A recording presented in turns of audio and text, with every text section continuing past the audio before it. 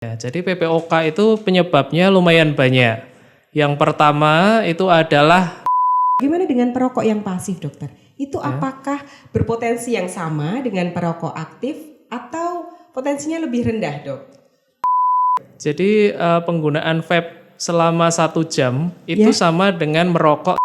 Bahaya nggak, dok, PPOK ini? Keluhannya kalau sudah yang berat itu bisa mengganggu aktivitas sehari-hari.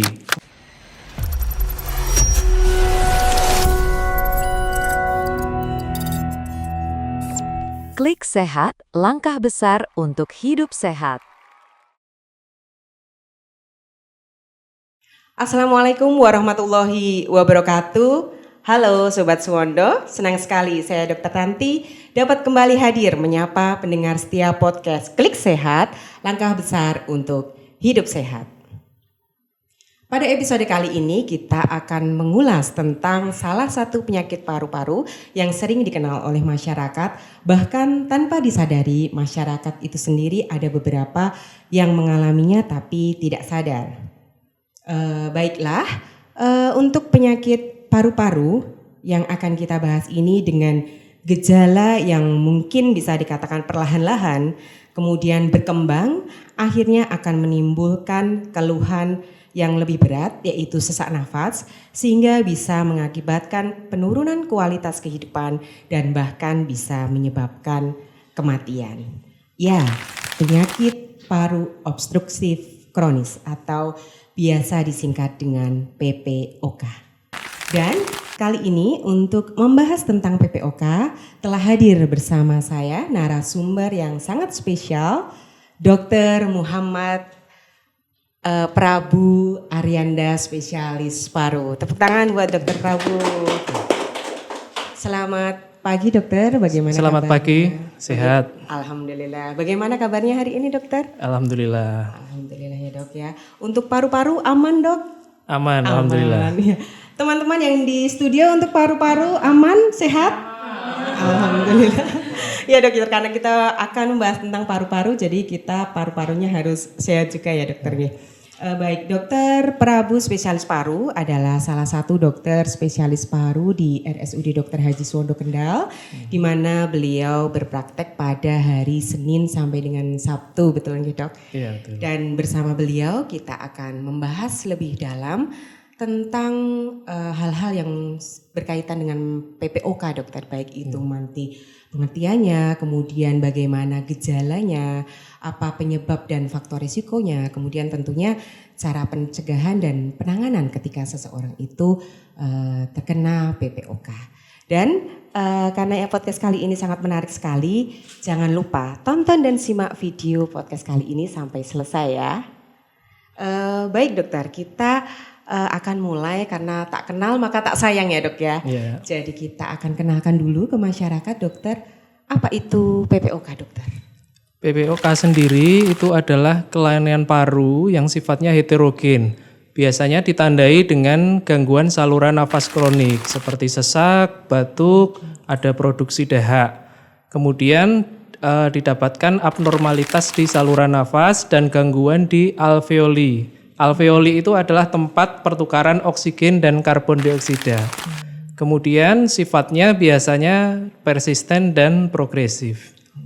Baik, dokter, mungkin bisa dengan bahasa nanti yang lebih sederhana ya, dokter. Terutama tadi ada bahasa heterogen. Mungkin masyarakat ini kan masih agak tabu dengan bahasa-bahasa medis ya, dok ya. Yeah. Mungkin tadi penyakit yang heterogen itu mungkin bisa dijelaskan lebih bahasa yang lebih sederhana, dokter, seperti apa? Ya, jadi kalau penyakit heterogen itu adalah penyakit yang gejalanya itu hampir sama dengan penyakit paru yang lain. Ya, betul. Jadi di situ biasanya lengkap. Jadi dia ada sesak, ada nafas yang berat, kadang disertai nyeri dada, kemudian ada batuk yang sifatnya produktif. Oh, betul sekali ya, dokter. Ya. Jadi memang ketika organ paru-paru ini terserang penyakit, biasanya keluhannya hampir-hampir sama. Hampir Berarti sama. itu tadi yang dimaksud dengan heterogen ya, Iya. Dok. Kemudian dari sisi tadi PPOK kan penyakit paru obstruktif kronis ya, dok. Obstruktif itu sendiri apa dan kronis itu sendiri apa, dokter? Ya, jadi kalau misalnya yang dinamakan obstruktif itu berarti memang ada sumbatan di saluran nafasnya. Kemudian untuk menegakkan PPOK sendiri itu biasanya kita lakukan pemeriksaan fungsi paru atau spirometri. Oke, mungkin nanti untuk penegakan diagnosis agak ditahan dulu ya dok ya. Kita kenalan-kenalan yang ringan-ringan dulu dokter. Siap. Nah, kemudian tadi kronis belum dokter? Arti kronis mungkin Ya, masyarakat kalau kronis apa itu sih berarti kronis? gejalanya sudah lama. Lama Ya, ya dok? jadi minimal keluhan itu biasanya minimal 1 atau 2 bulan. Jadi pasien mengalami gejala atau keluhan itu lebih dari 1 atau 2 bulan gitu yang disebut dengan kronis ya dok. Baik dokter, kemudian PPOK ini juga ibaratnya masih agak di telinga masyarakat masih agak tabu ya dok, artinya masih asing gitu. Karena masyarakat itu lebih taunya kalau misalkan ditanya sakitnya ya seputarnya misalkan paru-paru, asma, kemudian paru-paru basah, flek paru gitu ya dok. Kalau untuk PPOK sendiri di masyarakat ketika dokter memberikan informasi bahwa pasien itu terkena PPOK itu bahasanya apa dokter? Menyampaikan untuk PPOK itu apa dok? Ya, jadi kalau PPOK itu yang biasa dikenal itu kadang kita menyebutnya bronkitis. Jadi bronkitis itu ada sumbatan di saluran nafasnya.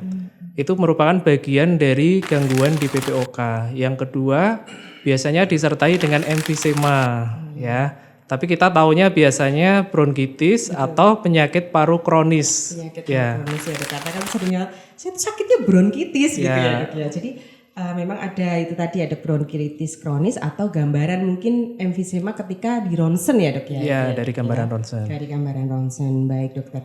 Terus kemudian dokter, untuk tadi gejala atau tanda yang secara dini mungkin masyarakat bisa mengenali. Jadi biar tidak jatuh ke tadi sesak nafas yang berat, itu bagaimana penderita ini mengenali lebih dini dokter untuk gejala dan tanda. Jadi kalau misalnya untuk penyakit paru obstruktif kronis sendiri, biasanya ya kita tahu itu adalah ada sesak ya, sesak nafas.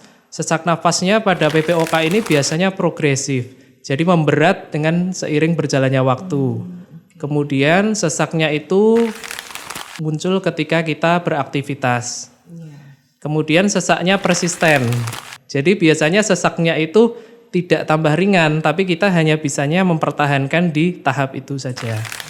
Ya, kemudian yang kedua biasanya ada batuk yang sifatnya kronis. Ya, jadi pada PPOK ini batuknya kalau ditanya pasti batuk yang lama, jadi minimal sudah 2 minggu atau 1 bulan. Kemudian disertai dengan mengi. Ya, apalagi kalau pasien memang ada batuk kronik yang sifatnya berdahak, itu biasanya indikasi pasien itu terdiagnosis PPOK. Kemudian kita lakukan pemeriksaan lanjutan yaitu dengan spirometri atau uji fungsi paru. Dok, tahan dulu ya dok ya. Sebelum ke pemeriksaan tadi kita seputar gejala dulu ya dok. Jadi bisa diambil gejalanya jika ada batuk lama, kemudian dahaknya kental gitu ya dok. Dahaknya kental gitu, dok, ya. Kalau kita ada yang batuk grup gitu ya. Terus kemudian tadi persisten, jadi menetap ya dok. Menetap. Persisten menetap. Kemudian ada yang bisa disertai dengan berat badan turun kah dok? Kalau dalam tahap waktu yang lama kadang disertai dengan berat badan turun. Hampir sama dengan penyakit paru yang lain. Betul sekali ya dok ya. Jadi kadang orang juga kok keluhannya hampir sama, sakitnya beda gitu ya dok ya. Betul. Terus kemudian dokter tadi dikatakan bahwa sesak nafasnya itu bertambah seiring berjalannya waktu ya dok ya. Jadi sesaknya dengan aktivitas semakin bertambah ya dok ya. Berat. Betul dokter. Kemudian ini dok, selain tadi ada dokter menyebutkan mengi ya. Mengi itu kadang juga masyarakat atau penderita yang batuk atau sesak nafas itu mengiranya mungkin asma dok. Karena asma juga mengi. Jadi ketika nafas ada ngik gitu ya dok. Nah itu juga ada di PPOK juga ya dok? Ada di PPOK. Betul, jadi memang harus diperiksakan lebih lanjut ya dok? Iya, harus dilakukan pemeriksaan lanjutan. Betul, untuk membedakan antara apa itu asma ataukah PPOK. PPOK, begitu dokter. Terus kemudian dokter tadi gejala-gejala sudah disampaikan ya dok. Sebenarnya apa sih yang menyebabkan dok? Menyebabkan atau faktor risiko apa sehingga seseorang itu bisa terkena PPOK ini dokter? Ya, jadi PPOK itu penyebabnya lumayan banyak. Yang pertama itu adalah asap rokok. Jadi asap rokok itu adalah faktor risiko pertama terjadi PPOK. Oke. Ya, karena di asap rokok sendiri itu menentukan istilahnya keberatan atau derajat beratnya PPOK itu awalnya dari situ. Biasanya pada pasien PPOK itu kita tanyakan, pasien itu dalam sehari itu merokok berapa batang, kemudian selama berapa tahun gitu. Jadi kalau misalnya angkanya itu 0 sampai 200 itu biasanya kita bilang itu ringan. 0 sampai 200 200. Bukan, 0 sampai 200. Jadi angkanya itu pengali antara jumlah rokok yang dihisap dalam satu hari dikalikan dengan tahun dia merokok. Oh iya, betul, dokter. Kalau yang sedang biasanya 201 sampai 400, kalau yang berat biasanya 400 sampai 600. Oke dokter, ini hati-hati ya teman-teman di sini, para lelaki, Ya. merokok itu merupakan faktor resiko terbesar ya dok ya. Walaupun perlu digarisbawahi juga, yang tidak merokok pun bisa juga rentan. Mungkin bisa dijelaskan dokter, selain tadi merokok, nanti kan yang merokok itu yang nggak merokok juga bisa kena gitu kan? Mungkin bisa dijelaskan bawahnya selain dari faktor risiko terbesar yang merokok itu apa aja dokter? Ya, jadi selain merokok itu bisa karena polusi udara. Jadi polusi udara itu bisa di ruangan, bisa di luar ruangan. Kalau yang di dalam ruangan itu biasanya karena itu menggunakan kayu bakar. Ya, menggunakan kayu bakar dalam jangka waktu lama ya. Kalau untuk yang di luar ruangan itu biasanya bisa dari asap dari knalpot atau yang kedua dari debu jalanan. Ya, kemudian bisa juga munculnya karena ada dari tempat kerja. Jadi ada zat iritan di tempat kerja. Ya, itu faktor yang dari luar yang bisa kita kendalikan. Tapi bisa juga PPOK itu sebabnya karena ada infeksi di pernafasan, memang awalnya dari asma juga bisa, dari bronkitis juga bisa, atau memang ada faktor bawaan. Ya, jadi misalnya untuk PPOK sendiri itu memang lebih sering pada laki-laki dibanding perempuan. Kemudian ada juga karena faktor genetik. Jadi memang dari awal itu biasanya ada masalah di defisiensi alfa-1 antitripsin. Jadi biasanya kalau misalnya ada pasien nggak merokok, kemudian diperiksa karena ada keluhan ternyata PPOK, ternyata hasil dari alfa-1 antitripsinnya ternyata rendah dan itu bawaan dari lahir.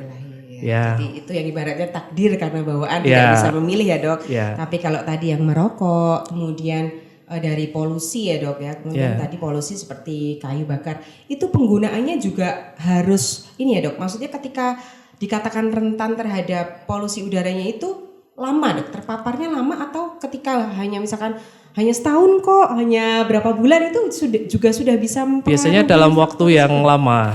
Ya, makanya kalau PPOK ini kan sifatnya kronik progresif. Jadi kadang kalau di awal belum ada gejala, tapi setelah 5 tahun, 10 tahun baru gejala itu muncul. Baik dokter. Kemudian ini dok, untuk selain penggunaan kayu bakar ya dok, semisal penggunaan yang masih ini dok, obat nyamuk yang masih ada asapnya gitu juga masuk ya dok ya? Sama. Jadi asap atau debu dalam bentuk apapun, kalau jangka waktu lama itu ada peluang untuk terjadinya PPOK. Oh baik dokter. Terus kemudian tadi dokter, penyebab yang mungkin beberapa itu kan laki-laki bekerja di pabrik atau mungkin di sebuah perusahaan yang terpapar oleh tadi iritan itu ya dok ya. Itu seringnya di mungkin mebel atau kayu itu ya dok ya. Itu juga bisa menjadi faktor tidak merokok tapi bekerja secara lama kan, mungkin sudah 5 tahun atau 10 tahun. Akhirnya juga bisa kena. Ya, makanya kalau di tempat kerja yang di situ rawan terjadi paparan, itu biasanya yang pertama harus diperhatikan adalah APD-nya. Alat pelindung diri. Ya, alat pelindung diri. Misalnya menggunakan masker atau memang istilahnya ada helm khusus Ya. Oh pakai helm Ya. untuk itu melindungi itu ya dok? Ya, jadi karena itu kalau dalam jangka waktu lama pasti ada efek yang ditimbulkan. Betul dokter. Jadi penggunaan masker memang tidak hanya saat COVID ya dok, karena kan masyarakatnya udah nggak COVID nggak perlu pakai masker gitu. Ternyata juga masker bisa untuk alat pelindung diri ketika mungkin biar polusinya nggak masuk ya dok ya lewat hidung. Betul Dan itu juga bisa jadi masukan untuk perusahaan atau pabrik. Jadi kalau di situ banyak pekerja yang setelah kerja 5 tahun kok banyak yang keluhan sesak, itu mungkin harus ada evaluasi lanjutan. Mungkin karena APD-nya itu tidak sesuai standar atau mungkin ada penyakit yang lainnya. Oh ya, betul baik dokter. Terus ini dokter, ketika seseorang sudah ada gejala-gejala tadi, sudah merasa oh kayak ini nih setelah mendengar podcast ini nih dok, kayak ini PPOK nih, apa yang harus mereka lakukan? Misalkan batuk, sesak, kemudian kok nafasnya mengi ya, itu apa yang harus mereka lakukan? Terus kemudian nanti dokter bagaimana akhirnya mendiagnosa si pasien itu sebagai penyakit PPOK? Silakan dokter. Jadi kalau misalnya ada keluhan yang sifatnya kronis, jadi ada sesak yang sifatnya progresif, kemudian ada disertai mengi, dan sifatnya dalam jangka waktu lama, minimal 2 minggu, itu kita lakukan pemeriksaan spirometri. Spirometri atau kita kenal dengan uji fungsi paru. Itu pemeriksaannya pastinya diapain dok? Maksudnya difoto atau harus ngapain gitu dok? Di spirometri itu dok? Ya, jadi kalau spirometri itu nanti kita ada alat. Jadi kalau kita yang biasa sering sebut adalah sedot sebul. Sedot sebul. Jadi diperiksanya ada alatnya. Ada alatnya. Untuk disedot, kemudian ditiup, disedot ya dok? Disedot kemudian ditiup. Nanti di situ keluar angka begitu. Angka, angka. Terus dari keluar angka itu sudah langsung dokter sudah akan bisa tahu ya dok ini bahwa pasien ini menderita PPOK begitu dok? Untuk awal itu kita hanya tahu apakah pasien ada obstruksi atau restriksi. Jadi kalau misalnya pasien ini hanya restriksi, biasanya kita tidak lakukan pemeriksaan lanjutan. Tapi kalau pasien ini dari angkanya memang obstruksi, itu kita lakukan pemeriksaan bronkodilator. Nah, di bronkodilator itu kita akan tahu pasien ini apakah masuk ke diagnosis asma atau PPOK. Ya, nanti kalau misalnya peningkatan VEP1-nya itu lebih dari 200 ml dan 12%, berarti itu reversible, itu diagnosisnya asma. Tapi kalau misalnya peningkatan VEP1-nya kurang dari 12% dan 200 mili, berarti itu irreversible, pasien didiagnosis dengan PPOK. Baik dokter, mungkin tadi ada obstruksi kan sumbatan ya dok, kemudian mungkin masyarakat bingung tadi restriksi, nah itu maksudnya apa dok? Kok ada obstruksi sendiri, ada restriksi sendiri, untuk restriksi itu yang bagaimana dok? Ya, jadi kalau obstruksi itu memang sumbatan di saluran nafasnya. Ya, tapi kalau restriksi itu gangguan di pengembangan parunya. Ya, jadi biasanya itu pada pasien pneumonia atau pasien pada tumor paru. Ya, itu biasanya muncul pada pemeriksaan spirometri hasilnya restriksi. Menunjukkan restriksi ya dok. Oke dokter. Terus kemudian tadi ada reversible dengan irreversible dokter. Yang reversible itu maksudnya apa? Kemudian yang irreversible apa dokter? Ya, jadi kalau misalnya yang reversible itu pada pasien asma. Jadi gejalanya itu muncul jika ada faktor pemicunya. Ya, jadi ketika ada gejala kemudian dilakukan bronkodilator, itu biasanya keluhannya membaik. Bahkan gejalanya itu menjadi seperti orang normal. Ya, tapi kalau misalnya pada pasien PPOK itu setelah dilakukan nebulisasi pasiennya membaik, tapi membaiknya itu tidak hilang sempurna seperti pada pasien asma. Makanya disebut dengan keluhan yang sifatnya persisten dan progresif. Ya. Berarti kalau yang reversible itu bisa kembali seperti normal atau biasa. Kalau irreversible berarti kebalikannya ya dok? Kebalikannya. Bahaya nggak dok PPOK ini? Keluhannya kalau sudah yang berat itu bisa mengganggu aktivitas sehari-hari. Oke. Ya, jadi istilahnya untuk kegiatan yang tidak terlalu berat pun dia sudah ngos-ngosan. Ibaratnya nggak ngapa-ngapain aja tuh ngos-ngosan gitu Ya, kalau pada yang berat. Oke, jadi hampir kayak juga dengan setipe dengan penyakit jantung ya dok ya? Ya, hampir Kadang sama. orang juga bingung ini sakitnya kalau belum diperiksakan ini sakitnya jantung atau Paru-paru. paru-paru ya dok ya? Ya. Karena ada sesak nafas juga.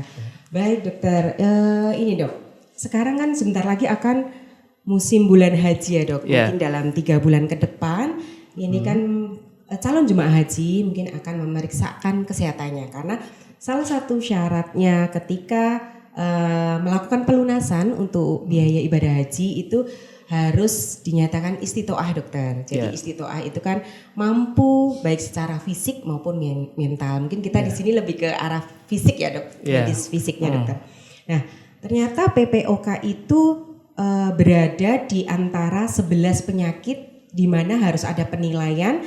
Ketika nanti calon ibadah haji itu bisa atau lolos istitoah itu PPOK masuk di dalam daftar itu dokter. Yeah. Nah, kenapa sih dok PPOK dimasukkan oleh peraturan di Permenkes ya dok? Masuk ke dalam penyakit yang harus dinilai bagi calon jemaah haji dokter. Ya. Jadi kalau pasien yang akan melakukan ibadah haji itu memang kalau pasien itu PPOK kita harus pastikan PPOK-nya stabil. Tandanya itu biasanya yang pertama itu pasien batuk berdahaknya itu tidak purulen. Jadi dahaknya bening.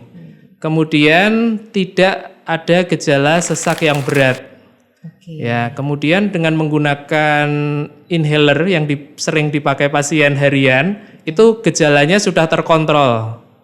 Ya, jadi kalau misalnya ada 3 itu menandakan bahwa PPOK-nya stabil. Tapi kalau misalnya sudah menggunakan inhaler secara rutin, pasien masih sering sesak yang berat, mungkin opsinya ya kita harus lakukan nebulisasi jika itu memang eksaserbasi, atau memang kita harus menaikkan dosis atau mengganti inhaler di pasien. Ya, jadi kita pastikan saat ibadah haji itu tidak ada masalah. Ya, jadi bisa melakukan rukunnya dengan sebaik mungkin. Ya. Karena saya ingat betul waktu itu dok, saya konsul dengan dokter Prabu juga ya ketika saya jadi petugas haji nanti memang ada jemaah itu ketika kita itu manifestasinya itu bisa pas hari itu dokter, karena kadang kan kita berada di kloter berapa, kemudian ternyata membawanya kloternya lain dan ternyata saya itu juga ada pasien membawa pasien itu PPOK dokter, dan ketika berangkat itu ya biasa dokter, di situ kan tidak ada catatan masuk dalam PPOK derajat apa ya dok, jadi PPOK saja gitu. Ternyata ketika di pesawat, ketika berada di ketinggian paling tinggi itu saturasi oksigennya turun dok. Jadi saturasi itu kan yang kita ini ya dok pakai untuk untuk tahu kadar oksigennya itu bisa sampai 85 dokter, 82 sampai 85 itu di pesawat dokter. Nah, apakah itu memang mempengaruhi dokter? Maksudnya nanti untuk calon jemaah haji kan biar keluarganya tahu, loh tadi aja berangkat nggak apa-apa, kenapa saat di pesawat bisa terjadi sesak nafas atau mungkin saturasi oksigennya turun, itu memang bisa ya dok? Hubungannya gimana bisa itu, terjadi. Dok? Jadi kalau PPOK itu kan sudah terjadi gangguan di saluran nafasnya, sudah ada perubahan struktur di saluran nafas. Makanya pada pasien PPOK itu kalau kita lakukan pemeriksaan saturasi itu biasanya angkanya 88 sampai 92% itu pasien kondisi stabil. Ya, tapi kalau pada kondisi tertentu, misalnya pasien eksaserbasi atau pasien di ketinggian, itu kadang saturasi memang turun. Ya, jadi pada pasien haji yang memang ada diagnosis PPOK, itu kita harus pastikan pasien menggunakan inhalernya dan obat minumnya. Ya, jadi pas saat di sana ada gejala, kita maksimalkan dulu dengan inhaler dan obat minumnya.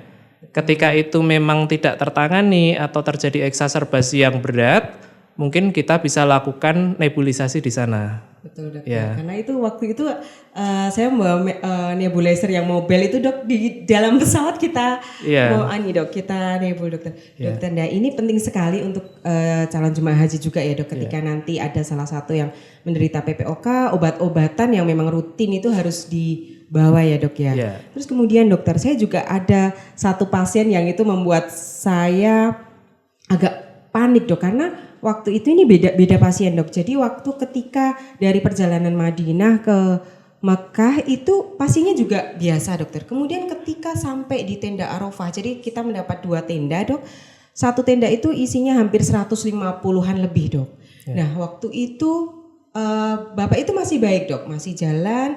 Kemudian setelah sampai di tenda setengah jam saya moving ke tenda yang lain. Tiba-tiba saya dipanggil dok, bapaknya itu sudah kebiruan. Kemudian saya kan tahu bahwa pasien ini ada PPOK ya dok. Itu saturasinya itu langsung 62% dokter. Nah itu apakah bisa terpengaruh juga karena kepadatan yang di situ, kemudian cuacanya yang panas itu bisa mengaruhi juga dok? Kalau di Mekah ya, Mekah Madinah itu memang kan paparan debu ya. Debunya di sana luar biasa ya. Kemudian cuaca juga mempengaruhi. Jadi memang bisa ya dok ya. Bisa. Tiba-tiba itu tidak ada, maksudnya tidak ada batuk dulu yang lama, tidak ada langsung batuk. Mungkin tiba-tiba memang saturasinya turun ya dok ya. Dan pesannya memang biasanya kalau di sana kita harus berpesan pasien membiasakan pakai masker. Karena pas misalnya perjalanan di jalan, pas debunya banyak di sana itu kadang eksaserbasi bisa muncul di manapun. Jadi memang istilahnya kalau perjalanan di situ ada resiko terpapar debu atau asap, lebih baik maskernya dipakai. Oke dokter, karena kan memang ketika ihram kan ada beberapa yang ini ya dok tidak memperbolehkan untuk memakai masker, tapi mungkin ini ada indikasi medis tertentu ya dok ya, memang harus pakai masker. Sebentar dokter, ini sepertinya ada. Oke, ini ada teman-teman yang mungkin ada yang ingin bertanya dokter. Tadi saya tidak kelihatan, ternyata mengacungkan jari dokter. Monggo silakan, silakan ada yang ingin ditanyakan dari teman-teman studio terkait dengan PPOK. Kalau PPOK itu menular nggak? Oke, betul baik dokter. Karena takut taunya paru-paru ya menular kayak flek paru atau TBC. Itu menular nggak dok PPOK? Kalau untuk PPOK ini bukan penyakit yang menular. Jadi pasiennya sendiri yang mengalami gejala. Jadi yang satu rumah tidak perlu khawatir. Pesannya yang penting satu rumah atau yang sering kontak dengan pasien tidak merokok di depan pasien. Tidak merokok di depan pasien, tidak menular ya dok? Tidak menular. Terus kemudian dokter, tadi mungkin di studio ini dok, tadi kan ada yang merokok, ada yang tidak merokok. Jadi dikatakan perokok yang aktif yang merokok dan perokok yang pasif. Tadi agak ini dok, kelupaan untuk perokok yang pasif. Bagaimana dengan perokok yang pasif dokter? Itu apakah berpotensi yang sama dengan perokok aktif atau potensinya lebih rendah dok? Kalau potensinya pasti lebih tinggi pada perokok yang aktif. Ya, tapi istilahnya namanya asap rokok, ketika itu dibakar kemudian muncul asapnya, kita menghirup pasti juga ada efek yang ditimbulkan. Apalagi kalau jangka waktu lama.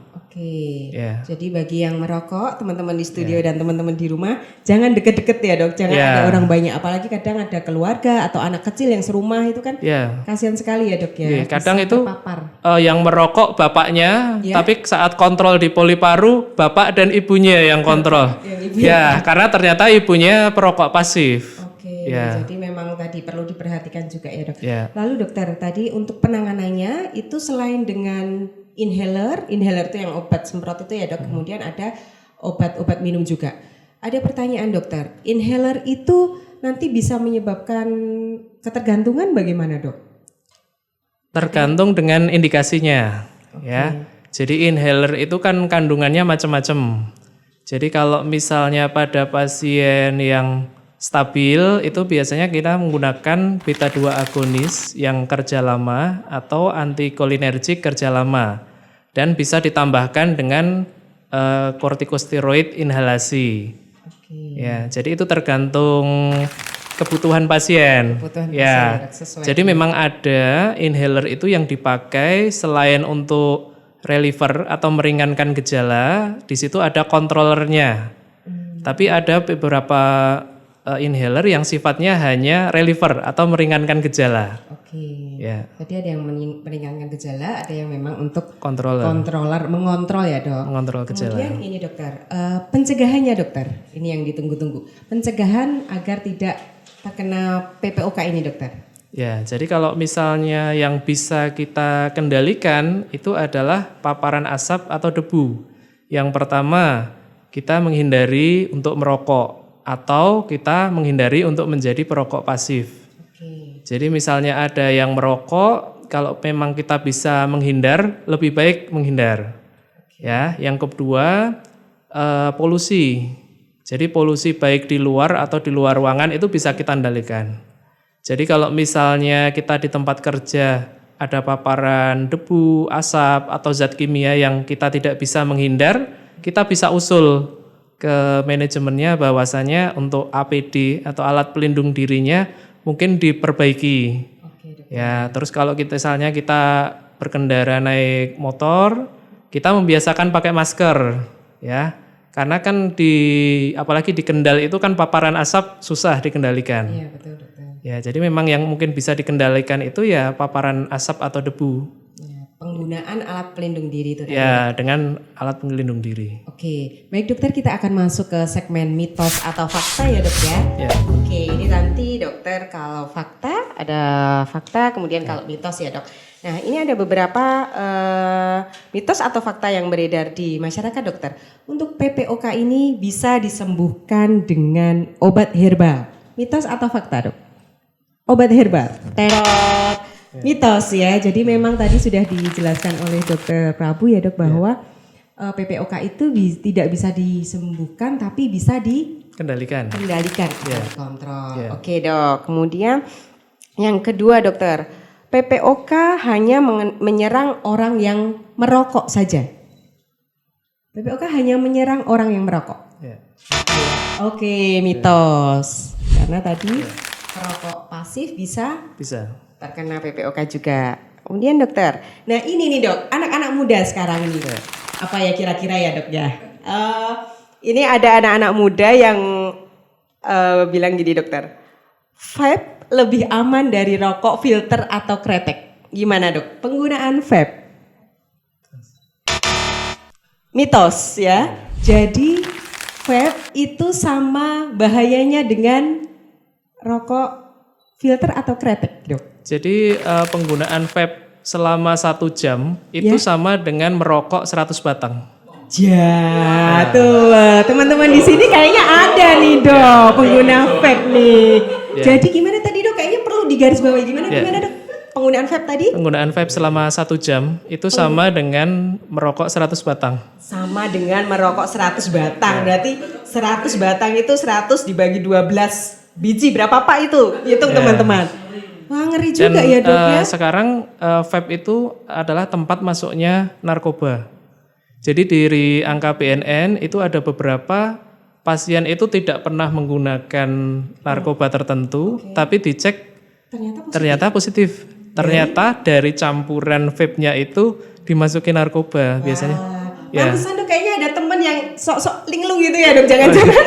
Iya. Jangan-jangan ini ya habis nge-vape terus kemudian fly gitu ya dok ya. Iya. Oke, tadi ya. Jadi ternyata vape itu tidak aman juga ya dok Iya, ya. tidak aman. Oke, terus kemudian ini dok.